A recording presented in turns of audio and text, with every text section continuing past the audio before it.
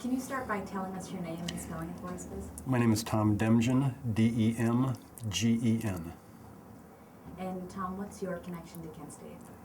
My connection is I was in the Army Reserves.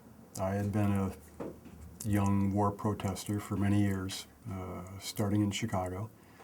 I protested my way up to a draft evasion trial. Right before the trial, I had the opportunity to get into my brother's Army Reserve position in Omaha, Nebraska. So to avoid the 4 years in federal prison, I went to Omaha, Nebraska and joined the 82nd Field Hospital. I was in basic training when Kent State happened. In basic training, there were only like maybe 10 or 12 of us National Guard and Reservists in that basic training company. All the rest of the guys were basically going straight to Vietnam. So we were basically hated by the regular Army just because of that reason. We weren't going to Vietnam, we were going home basically. So we had lots of extra duty, constant harassment, all sorts of negative impacts for being reservists. The day that Kent State happened, we marched back into the compound, and the company commander came out of his office and went to the podium, and he never did that when we marched back in. So he said, "All you National Guard and enlisted reserves fall out of ranks and fall in front of me." We all thought, oh, here we go again, more extra duty or push-ups or something. He said to the company, "Well, from now on, these National Guard and enlisted reserves are all right with us regular Army because they killed some of those fucking hippies at Kent State today."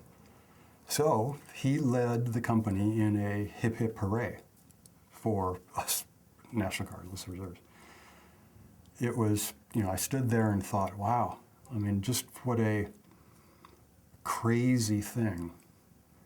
Now, here in basic training, my life will basically be better or easier in the fact that student protesters were killed at a university and just the madness behind that. The next day I was given the job of carrying the company flag, which was a very high honor. It meant even less extra duty. And so, I carried that thought with me through basic training and through all my reserve time, that just how bizarre it was. What a crazy situation that it would be that my life was basically better off because of what happened at Kent State. What do you think that officer meant by that? Well, I think they were truly afraid of the protest movement. It degraded their position. I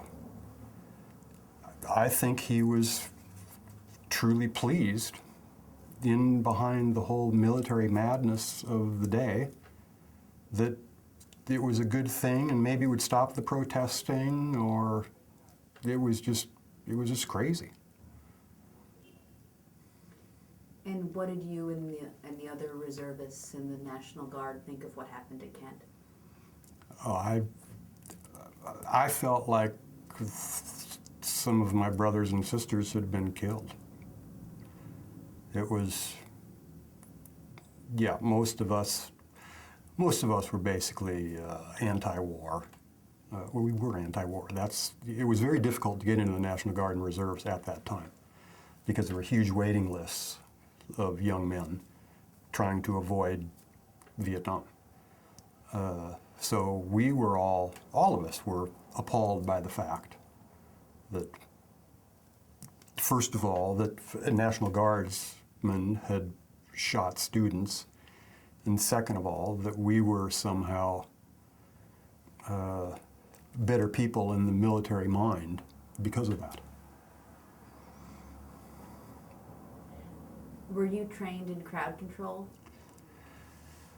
No, I was never trained in crowd control. I was from a hospital unit in Nebraska, and so I was trained as a combat medic.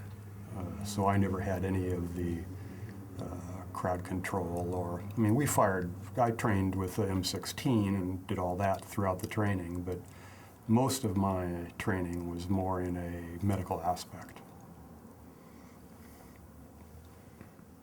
Could you understand at the time what might bring a National Guardsman to shoot on unarmed students? No. I mean, no. To this day, I can't understand, why they would do that, unless ordered to do so. That's the only thing that I think would have brought a guardsman to do that. I really don't know. I mean, I was at the Democratic Convention in '68, and there was a lot of madness going on there, but I don't think the National Guard fired off on any of their weapons, and that was really wild and crazy. So to have that happen to Kent State, I mean, I just can't. I can't understand why they would have done that without the order to do it.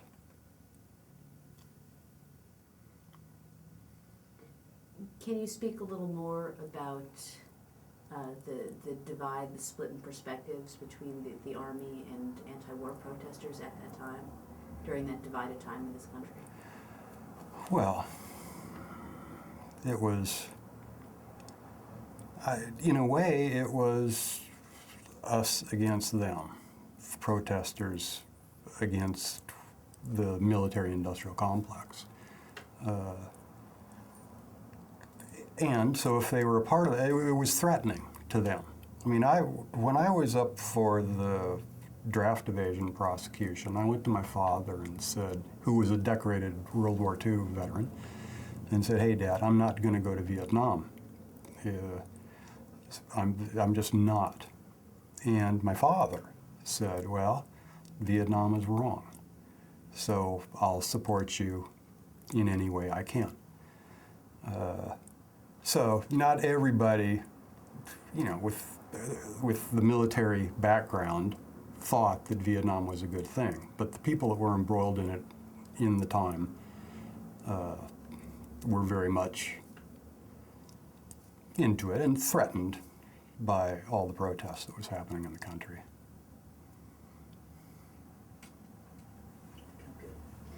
Is there anything that I haven't asked you that you think is relevant to the events at Kent State?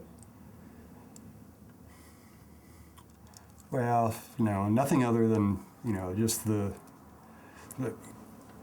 I'm happy this is happening. I have been somewhat haunted by the whole thing and how it affected my life. And I hope that someday maybe those men will step forward and admit to what they did. Well, thank you so much for coming in today. Sure, thank you.